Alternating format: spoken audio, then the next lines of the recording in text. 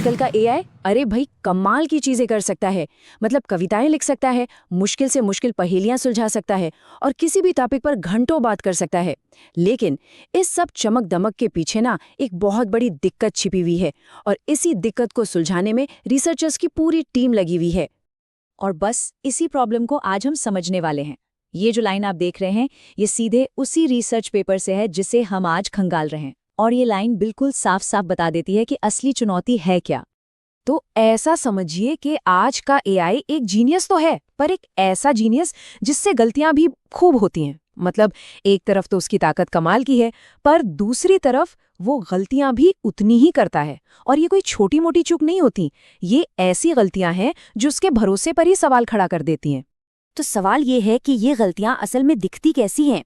अच्छा, एआई आपको गलत जानकारी दे सकता है, ऐसे तर्क दे सकता है जो आपस में ही मेल नहीं खाते, और सबसे अजीब, वो फैक्ट्स को हैलुसिनेट कर सकता है। मतलब वो ऐसी बातें बना सकता है जो पूरी तरह से मनगढ़ंत हैं, जिनका सच्चाई से कोई लेना देना नहीं। और हाँ, जब बात ऐसी जानकारी की आती है जो लगातार बदल रही हो, तब तो इनकी गाड़ी अक्सर अटक ही जाती है।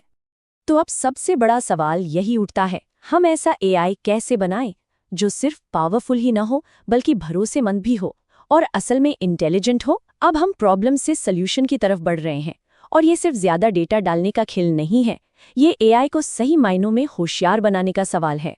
तो इसे ठीक कैसे किया जाए? पहला तरीका है एआई को अंदर से ही ठीक करना। इस टेक्निक को कहते हैं मेटा प्रॉम्प्टिंग, और इसका पूरा फोकस एआई के सोचने समझने की जो प्रक्रिया है उसी को बेहतर बनाने पर है। इसे समझने के लिए एक ऑर्केस्ट्रा का उदाहरण बिल्कुल सटीक है। सोचिए, एक ही एआई मॉडल है जो एक कंडक्टर की तरह काम करता है। वो ये तय करता है कि किसी बड़ी प्रॉब्लम को छोटे छोटे हिस्सों में कैसे तोड़ा जाए। फिर वो हर छोटा काम अपने ही एक एक्सपर्ट वर्जन को सौंप देता है, ठीक वैसे ही जैसे कंडक्टर वायलिन वाले को या ड्रमर को उनका काम बताता है। हर एक्सपर्ट अपने काम में माहिर होता है। तो देखते हैं कि ये प्रोसेस काम कैसे करता है। सबसे पहले कंडक्टर एआई मेन प्रॉब्लम को छोटे छोटे मैनेजेबल टुकड़ों में तोड़ता है।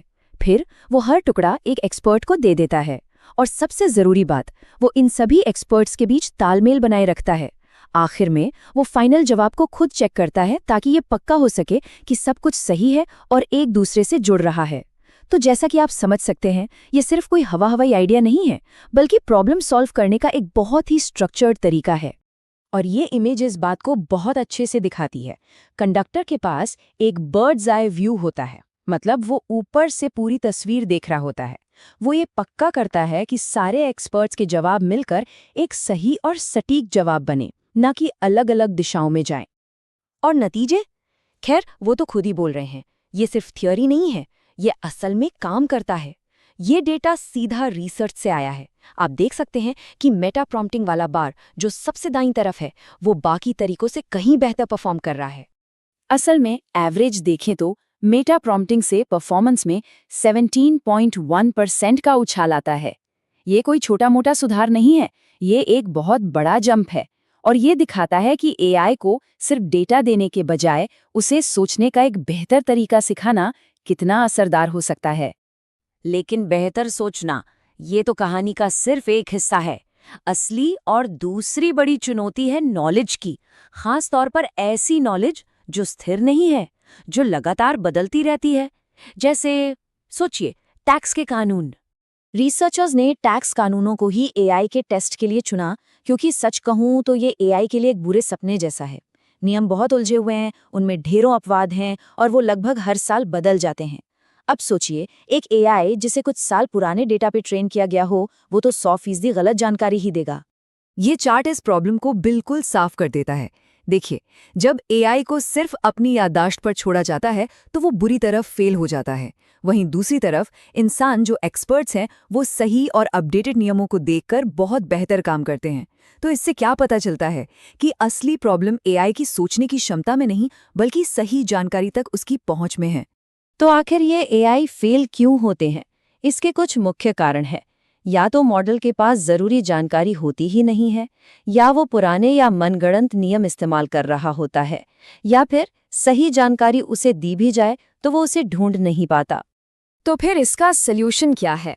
देखिए, एआई को कानूनी दस्तावेजों का एक बड़ा सा बिखरा हुआ ढेर देने के बजाय रिसर्चर्स ने उस सारी जानकारी को एक स्ट्रक्चर्ड नॉलेज ग्राफ में बदल दिया। इसको ऐसे समझिए जैसे एक बिखरी हुई लाइब्रेरी और एक अच्छी तरह से ऑर्गेनाइज्ड मैप के बीच का फर्क। और इसका नतीजा कमाल का। जब एआई को बिखरे हुए डॉक्यूमेंट्स के बजाय इस स्ट्रक्चर्ड नॉलेज ग्राफ से जानकारी लेने दी गई तो उसकी परफॉर्मेंस जबरदस्त तरीके से सुधर गई। सीधी सी बात है, जब नक्शा बेहतर होगा तो मंजिल तक पहुंचना आसान होगा ही। तो चलिए अब इन दोनों आइडियाज को एक साथ जोड़कर देखते हैं। एआई का भविष्य सिर्फ और बड़े मॉडल्स बनाने में नहीं है, असल में भविष्य ऐसी बेहतर टेक्निक्स बनाने में है जो इन मॉडल्स को ज्यादा भरोसेमंद बना सकें। और इन दोनों सॉल्यूशंस को जो एक चीज जोड़ती है वो है स्कैफोल्डिंग का आइडिया। जैसे किसी बिल्डिंग को बनाने के लिए बाहर से ढांचा या स्कैफोल्डिंग लगाई जाती है, ठीक उसी तरह ये टेक्निक्स एआई को एक सपोर्ट और स्ट्रक्चर देती हैं ताकि वो काम कर सके जो वो अकेले नहीं कर सकता। तो हमने दो मेन रास्ते देखे। पहला है इंटरनल स्कैफोल्डिंग जैसे मेटा प्रॉम्प्टिंग जो एआई को अंदर से बेहतर सोचने में मदद करता है, और दूसरा है एक्सटर्नल स्कैफोल्डिंग जैसे नॉलेज ग्राफ जो एआई को बाहर से सही जानकारी तक पहुंचने में मदद करता है। और एक भरोसेमंद एआई बनाने के लिए ये दोनों ही बहुत ज़रूरी हैं। और असल में यही बात सबसे ज़्यादा मायने रखती है। ये रिसर्च हमें ऐसे एआई बनाने के एक कदम और करीब ले जाती है जिन पर हम सच में भरोसा कर सकें। मतलब ऐसे एआई जो मेडिकल डायग्नोसिस, कानूनी सलाह या फाइनेंशियल प्लानिंग जैसे ज़रूरी कामों में हमारी मदद कर सकें। और ये हमें एक आखिरी सवाल पर लाकर छोड़ देता है। सोचिए, जब हमारे पास एक ऐसा एआई होगा जो सही तरीके से सोच भी सकता है और भरोसेमंद जानकारी तक पहुंच भी सकता है, तो संभावनाएं क्या होंगी? तो बड़ा सवाल ये है, इस ताकत का इस्तेमाल करके हम सबसे पहले कौन सी बड़ी समस्या को हल करना चाहेंगे?